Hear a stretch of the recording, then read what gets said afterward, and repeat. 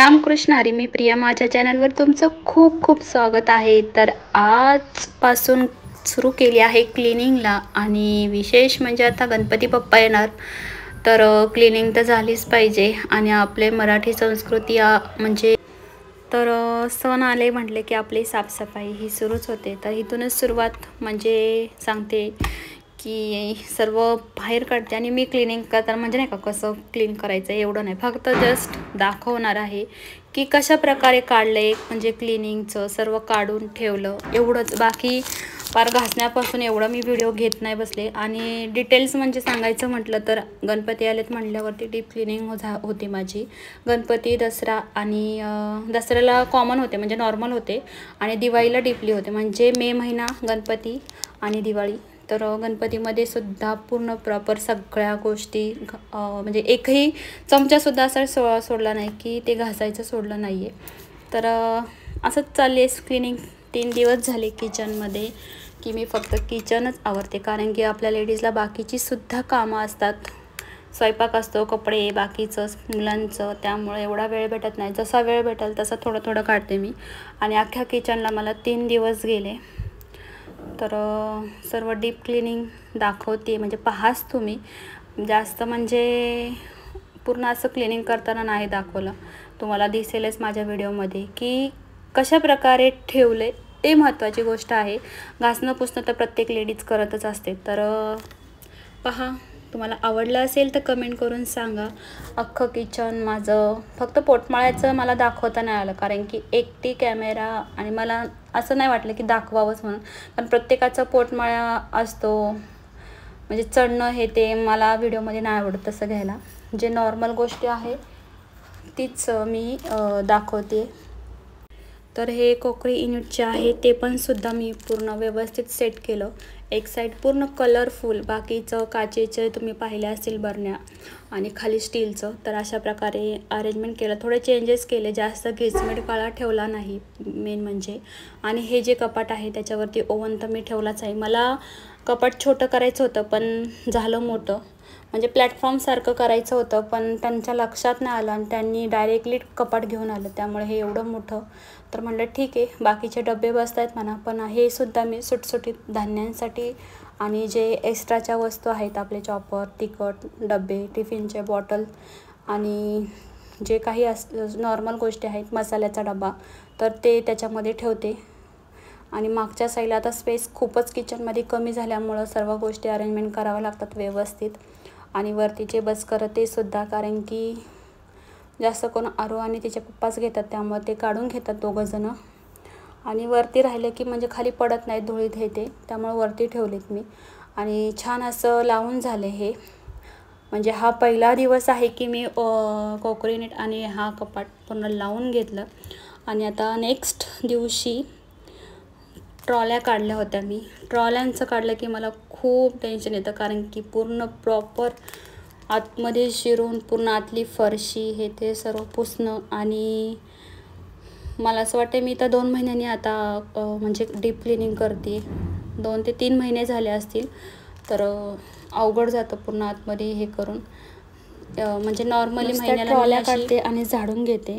तर side cut वट्टा सर्व आवरून झाले आणि मग काढायला घेतलं. आणि आता भांडीसुद्धा सर्व ट्रॉल्यांमधली काढली, घासली आणि फॅन खाली ठेवली. ट्रॉल्यासुद्धा स्टीलच्या जशा काय अजूनही नवीन आहेत. तुम्ही जर महिन्यात किंवा काढलं ना ट्रॉल्या, तर झुरळंसुद्धा होत नाहीत, आणि मेन म्हणजे कचरासुद्धा जाऊन बसत नाही. आणि स्टील तुम्ही पाहू शकता अगदी चकाकीसारखं, म्हणजे नवीन असल्यासारखंच राहतं. म्हणजे जर महिन्याला ट्रॉल्यांची नीट काळजी घेतली तर.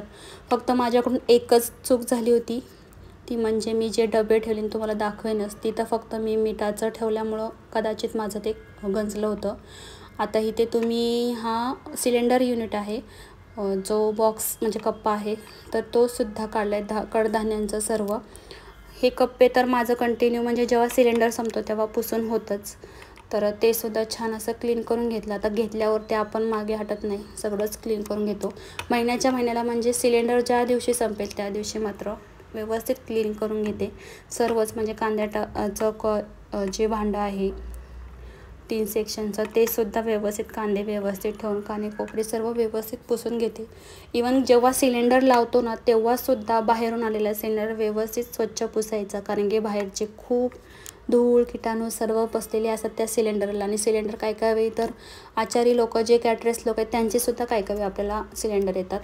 तर ते व्यवस्थित पुसून घ्यायचं म्हणजे आपल्याला पण छान वाटतं. मग जास्त घाण होत नाही आपला एरिया जो आपण सिलेंडरचा ठेवतो तो. तर हे सुद्धा व्यवस्थित ठेवलं. त्याच्या शेजारी गव्हाचा डब्बा आहे. आता गहूसुद्धा भरले होते, पण म्हणलं आता ते सुद्धा भरून आणि व्यवस्थित स्वच्छ क्लीन करून घेतले.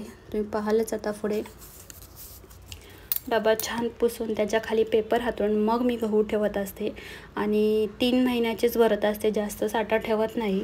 कारण की तुम्ही धान्य आता कितीही निवडा कितीही करा तरीसुद्धा टोके व्हायचे ते होतातच, म्हणून मी जास्त कडधान्य भरत नाही. 2 ते 3 महिने. ज्वारी बाजरी तर महिन्याचीच भरते, जास्त भरत नाही. तर हे मसाला पिठाचे डबे त्याचं कप्पा आहे तो सुद्धा.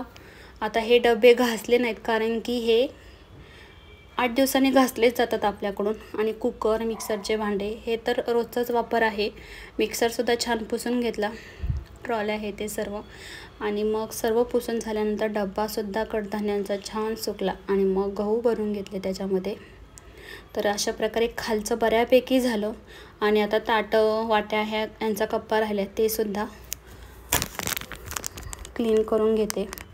एक गोष्ट म्हणजे क्लिनिंग करताना लक्षात येते की जेवढं म्हणजे आपण गेलो ना की डीपली आता ह्या ज्या स्टाईल आहेत त्यासुद्धा जवळून गेलं ना की जो तेलकटपणा जवळून पाहिला तर बापरे, खरंच सॅल्यूट आहे. म्हणजे आपण जेवढी क्लिनिंग करू तेवढी कमीच आहे. म्हणजे 8-15 दिवसांनी जरी बघितलं ना की थोडं का होईना तेलकटपणा तो पोचतोच.